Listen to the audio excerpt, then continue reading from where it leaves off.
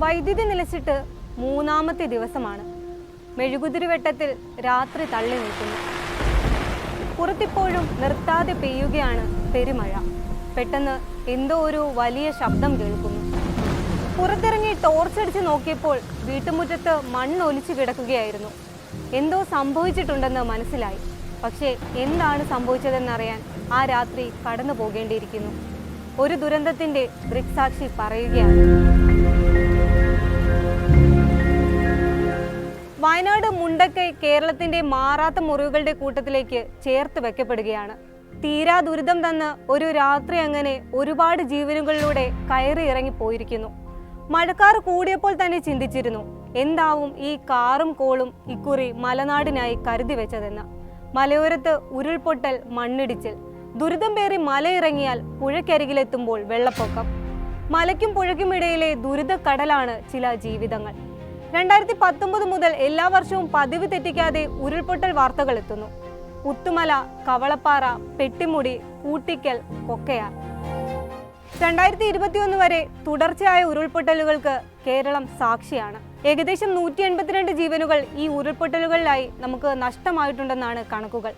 ഈ കണക്കുകൾക്കപ്പുറം 20ഓളം ജീവനുകൾ ആ മണ്ണിൽ എവിടെയോ പുതഞ്ഞു കിടക്കുന്നുണ്ട്. ഓഗസ്റ്റ് 8 അടുക്കുകയാണ്. 18 ദിവസങ്ങൾ നീണ്ടുനിന്ന രക്ഷാപ്രവർത്തനം. മണ്ണിൽ പുതഞ്ഞ ജീവനുകൾക്ക് വേണ്ടി രാവും പകലും ഇല്ലാതെയുള്ള തിരച്ചിൽ. കവളപ്പാറയിൽ 59 പേരുടെ ജീവനെടുത്ത ആ ഉരുൾപൊട്ടലിന്റെ ഓർമ്മയ്ക്ക് എത്ര വർഷം പഴക്കമെത്തിയാലും ഇന്നലെ നടന്ന പോലെ ആ ദിവസങ്ങൾ ഓർത്തെടുക്കാൻ കഴിയും. അതേ വേദനയോടെയും ഭീതിയോടെയും. മലപ്പുറം ജില്ലയിലെ പോത്തുകല്ല് പഞ്ചായത്ത് ഭൂദാനം വാർഡിലെ കവളപ്പാറയിലെ മുത്തപ്പൻ കുന്നിന്റെ മണ്ണിനടിയിൽ എവിടെയോ ആ 11 പേരുണ്ട്. ഇമ്പിപ്പാലൻ, സുബ്രഹ്മണ്യൻ, ജിഷ്ണ, സുനിത, ശ്രീലക്ഷ്മി, ശ്യാം, കാർത്തിക്, കമൽ, സുജിത്, ശാന്തകുമാരി, പെരകൻ. 2019 ഓഗസ്റ്റ് 8 രാത്രി 8 മണിയോടെയാണ് കവളപ്പാറയിൽ ഉരുൾപൊട്ടിയത്. മുത്തപ്പൻ കുന്നിന്റെ മുകളിൽ നിന്ന് ഒഴുകിയെത്തിയ മണ്ണും കല്ലും വെള്ളവും മൂന്നായി തിരിഞ്ഞ് ഭൂമിയുടെ സമതലത്തിലെത്തി. ഏകദേശം 10 ഏക്കറോളം വിസ്തൃതിയിൽ കല്ലും മണ്ണും പരന്നു. താഴേക്കുള്ള കുത്തൊഴുക്കിൽ 44 വീടുകൾ തകർന്ന് തരിപ്പണമായി. നഷ്ടമായത് 59 ജീവനുകളും. മൂന്നായി ഒഴുകിയെത്തിയ മണ്ണിന് നടുക്ക് ഒരു തുരുത്ത് രൂപപ്പെട്ട് അതിൽ കുടുങ്ങിയത് 24 വീടുകൾ. ഇവിടെ ഉണ്ടായിരുന്നവർ ഭാഗ്യം കൊണ്ട് മാത്രമാണ് അന്ന് രക്ഷപ്പെട്ടത്.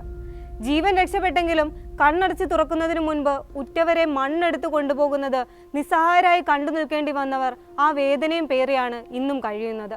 അപകടം നടന്ന ദിവസങ്ങൾക്ക് ശേഷമാണ് പല മൃതദേഹങ്ങളും ലഭിക്കുന്നത്. അതും പലതും ചീഞ്ഞളിഞ്ഞ നിലയിലും.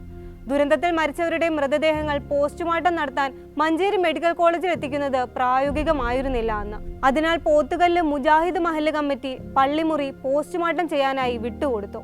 കേരളം കണ്ടതിൽ വെച്ച് ഏറ്റവും വലിയ രക്ഷാപ്രവർത്തനവും തെരച്ചിലും 19 ദിവസം നീണ്ടു. മുത്തപ്പൻ കുന്നിടിഞ്ഞു വീണ 40 അടിയോളമുള്ള മണ്ണിനേക്കാൾ ആഴമുണ്ട് ആ വേദനകൾക്ക് ഇന്നും. 2018 മഹാപ്രളയത്തോടെ പിന്നീട് ദുരന്തങ്ങൾ ഒന്നിനു പുറകെ ഒന്നായി കേരളത്തിൽ തുടർച്ചയായി സംഭവിക്കുന്നതാണ് കണ്ടത്. പ്രളയക്കെടുതികളിൽ നിന്ന് കരകയറി വരുന്നതിനിടെ തൊട്ടടുത്ത വർഷമാണ് ഉരുൾപൊട്ടലിന്റെ രൂപത്തിൽ ദുരന്തം മല ഇറങ്ങി വരുന്നത്. 2019 ഓഗസ്റ്റ് 8 വയനാട് മേപ്പാടിക്കടുത്തുള്ള പുത്തുമലയിൽ വൈകുന്നേരത്തോടെ ഉരുൾപൊട്ടി. പഞ്ചായത്ത് അംഗങ്ങളും നാട്ടുകാരും ദുരന്തം മുന്നിൽ കണ്ട് അന്ന് ആളുകളെ ഒഴിപ്പിച്ചതുകൊണ്ട് മരണം 22 ഒതുങ്ങി. ദിവസങ്ങൾക്ക് മുൻപ് പുത്തുമലയിൽ പലയിടങ്ങളിലും മണ്ണിടിച്ചിലുണ്ടായത് അപായ സൂചനയായി നാട്ടുകാർ എടുത്തില്ലായിരുന്നെങ്കിൽ അന്നവിടെ മരണം 100 കടക്കമായിരുന്നു എന്ന് ഉറപ്പാണ്. ഇതേ ദിവസം രാത്രി തന്നെയാണ് കവളപ്പാറ കോളനിക്ക് മുകളിലേക്ക് മുത്തപ്പൻ മല പൊട്ടി വീണത്. 2021 ഒക്ടോബർ 17 കൂട്ടിക്കൽ പഞ്ചായത്തിൽ ഉരുൾപൊട്ടൽ ഉണ്ടാകുന്നത്. നിർത്താതെ പെയ്ത മഴയായിരുന്നു ഇവിടെയും ജീവനെടുത്തത്.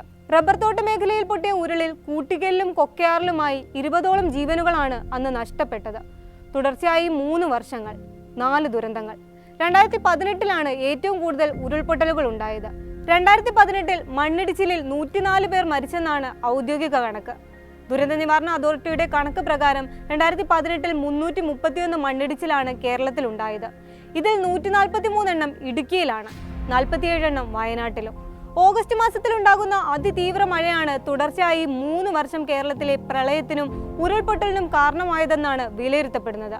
ശക്തമായ മഴയാണ് കാരണമെന്ന് വിലയിരുത്തുമ്പോഴും മഴ മാത്രമല്ലെന്നും വിദഗ്ധർ പറയുന്നുണ്ട്.